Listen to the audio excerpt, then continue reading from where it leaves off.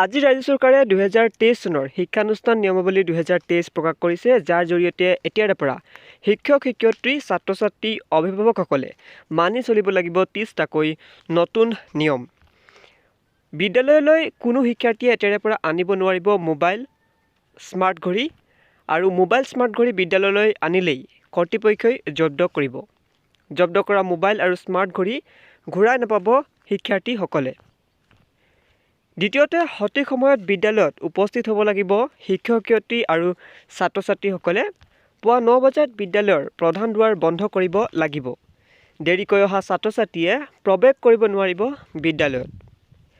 বিদ্যালয়ত দেৰিকৈ অহা ছাত্ৰ ছাত্ৰীৰ তথ্য মজুত কৰি ৰাখিব লাগিব। সকলো শ্ৰেণী নিৰ্ধাৰিত সময়ত আৰম্ভ কৰিব লাগিব আৰু সমাপ্ত কৰিব লাগিব।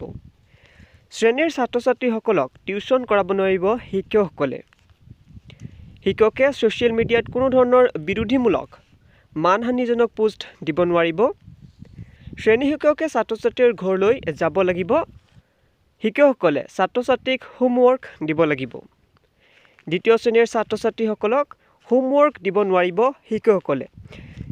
ক্লাছ 2ৰ পৰা ছাত্ৰ ছাত্ৰীসকলে হোমৱৰ্ক দিয়াৰ পৰা বাচিব, কাৰণ তেওঁলোকক হোমৱৰ্ক দিয়া নহ'ব বুলি ইয়াতে কোৱা হৈছে। দ্বাদশ শ্ৰেণী পৰ্যন্ত দিব পাৰিব 2 ঘণ্টা হোমৱৰ্ক। চ' দ্বাদশ শ্ৰেণীলৈকে ছাত্ৰ ছাত্ৰীসকলক 2 ঘণ্টা পৰ্যন্ত হোমৱৰ্ক দিব পাৰে। বাধ্যতামূলকভাৱে পাঠদান কৰিব লাগিব শিক্ষকসকলে, আৰু অভিভাৱকসকলৰ সৈতে ৰাখিব লাগিব পোনপটীয়া যোগাযোগ। হোমৱৰ্ক সম্পূৰ্ণ নকৰা শিক্ষাৰ্থীৰ কথা অৱগত কৰিব লাগিব পৰিয়ালক। গৃহকাৰ্যৰ বহীত অভিভাৱকৰ স্বাক্ষৰ বাধ্যতামূলক কৰা হৈছে।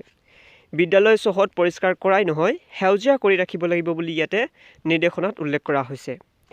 লাইট, ফেন, পানীৰ টেপ ব্যৱহাৰ কৰাৰ পাছত বন্ধ কৰাৰ ব্যৱস্থা কৰিব লাগিব বুলি ইয়াতে কোৱা হৈছে। বিদ্যালয় পৰিচালনা সমিতিয়ে বিদ্যালয়ৰ বাৰ্ষিক কাৰ্য পৰিকল্পনা কৰিব লাগিব।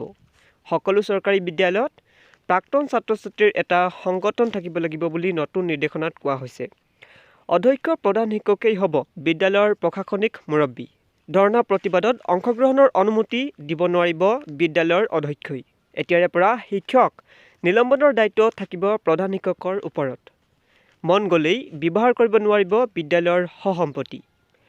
ৰাজপথত নামিব নোৱাৰিব বিদ্যালয়ৰ শিক্ষাৰ্থীসকল, আৰু বিদ্যালয় চৌহদত নিষিদ্ধ আতচবাজি প্ৰদৰ্শন। নিয়মানুৱৰ্তিতা বজাই ৰাখিব লাগিব শিক্ষকসকলে, আৰু খতিয়ান ৰাখিব লাগিব বিদ্যালয়ৰ সা-সম্পত্তিৰ। বিদ্যালয়ত ৰেগিং, মানসিক অত্যাচাৰ, বেয়া ভাষাৰ ব্যৱহাৰ আদি কঠোৰভাৱে বন্ধ কৰিব লাগিব। এইখিনি আছিলে 30টাকৈ নতুন নিয়ম, যি শিক্ষানুষ্ঠান নিয়মাৱলী 2023 উল্লেখ কৰা হৈছে, আৰু এই নিয়মসমূহ এতিয়াৰে পৰা সকলোবিলাক শিক্ষানুষ্ঠানে মানি চলিব লাগিব।